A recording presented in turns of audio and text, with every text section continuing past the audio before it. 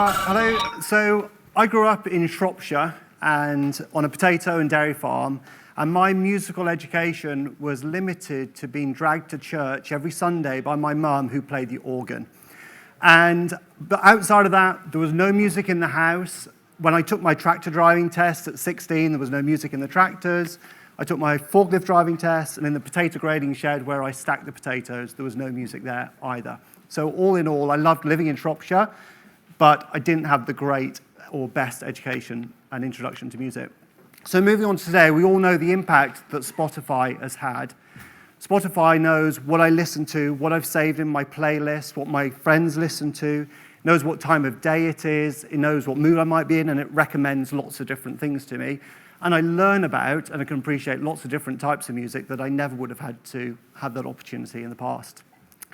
Now, you may be wondering what the hell that's got to do with forecasting and spreadsheet hell. But my proposal is that if you've got a business and you're trying to go upmarket into new accounts, you're going to go into new geographies or different areas, if you're managing your business and forecasting with a spreadsheet, that's the equivalent of trying to learn a breadth of music by going to church every Sunday.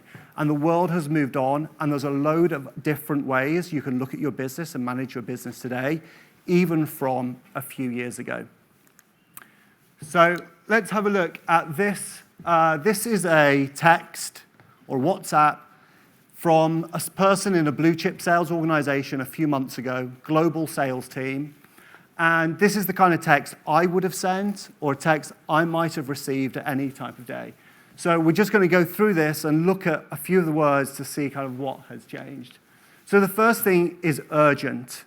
Everything is so urgent about a forecast. But these days, just like Spotify never sleeps, there's no reason that the forecast should ever sleep. These days, a forecast every 15 minutes should be looking at all the behavior in the CRM system. A lot of people say that a lot of their forecast lives in email and calendar and all these automated marketing systems.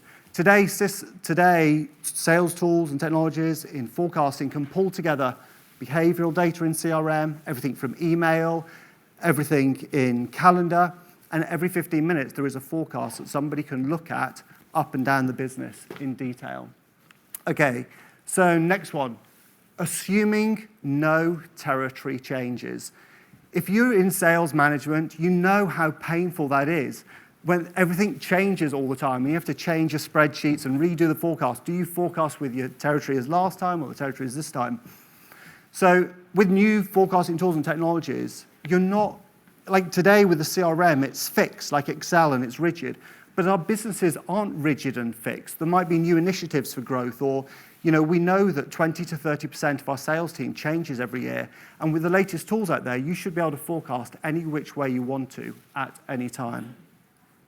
Okay, next one, which is somewhere in the middle. I need you.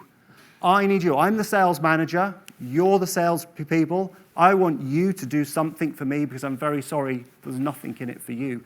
But that shouldn't be the case. With the forecasting tools today, there is something in it for the rep. The rep can see how they behave in CRM, how the customer is behaving, what the machine learning is predicting that deal is going to come out at, and the machine can tell them what the next best steps are to increase the quality or probability of that deal happening.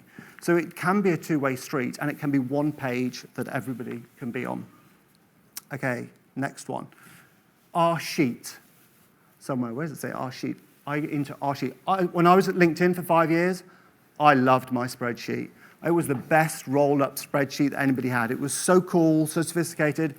But the problem was, every time I hired a new manager, they had their own spreadsheet and their own forecasting methodology that we had to keep changing. And it was never up to date. We updated the spreadsheet and the forecast in Salesforce on a Thursday night, but the global forecast call was on a Monday. So by then, it was like 4 days out of date. So our sheet just doesn't work. And the other thing is, I was talking to somebody earlier, you've got all these sales ops people, they're just recreating the same old wheel, the same spreadsheets, all trying to do a forecast, where it doesn't need to be out there like that. Okay, pushed. Pushed, I've put in there a list of the pushed deals. Here it is. Well, first of all, it's very difficult to get all how many, you're going through the opportunities, how often have they been pushed, getting all this information together in one place is difficult. Of course, we can do that. But now, the thing about push is going to be something of the past, because with machine learning, they can show you, either as a rep or a team manager or as a CEO, which deals people are sandbagging. So you know the deal where you say, oh, it's not going to close. But the machine learning says, oh, you've been emailing them every day for the last 5 days, and by the way, you've sent them the PDF, and by the way, you've moved that through Salesforce very quickly. That's a sandbagger. And then you can see very clearly who's got the happy ears. When you've got the rep that says, this deal, it's in commit, it's going to close. And the manager's going, well, you said that, but now look, oh, the customer hasn't returned any of your emails for the last 5 days, you haven't sent them the PDF order form, and it's moved through Salesforce about half the speed of any other deal we've worked on in the last 2 years that have closed one. So the term as pushed is something that is old and redundant. Okay, move on. Commit. You should commit. What is your commit? What's your commit number? Every company should be asking every person down to the rep level what they're committing. But the thing here, what the person really wants to know is, what's your downside, your commit, and your upside? Snapshot data, how did that change over the last 2 years or weeks for this particular quarter? And what is your accuracy like?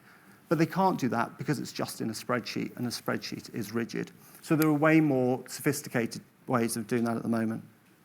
Okay, so let's take a step back. I did have an argument the other day with somebody who said technology was just ridiculously taking over the world.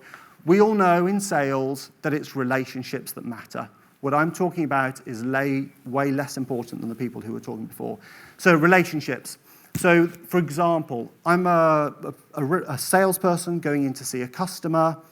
I look them up on LinkedIn, I look at their annual report. Our relationship is very important. But wouldn't it be useful to augment that for me to know how the deal I'm trying to progress with you compares to every other deal that the company's ever done that was closed won or closed lost or slipped? That would be interesting data. And then it's suggesting what the next best step would be. Manager. I'm a manager to go in to coach. Coaching is the key thing in a high-performing sales organization. But how much time do you spend looking for the data or finding out what's changed before you go into before you get an opportunity to the coaching? Because you're asking, what changed last week? Did you do this meeting? Did you send that file?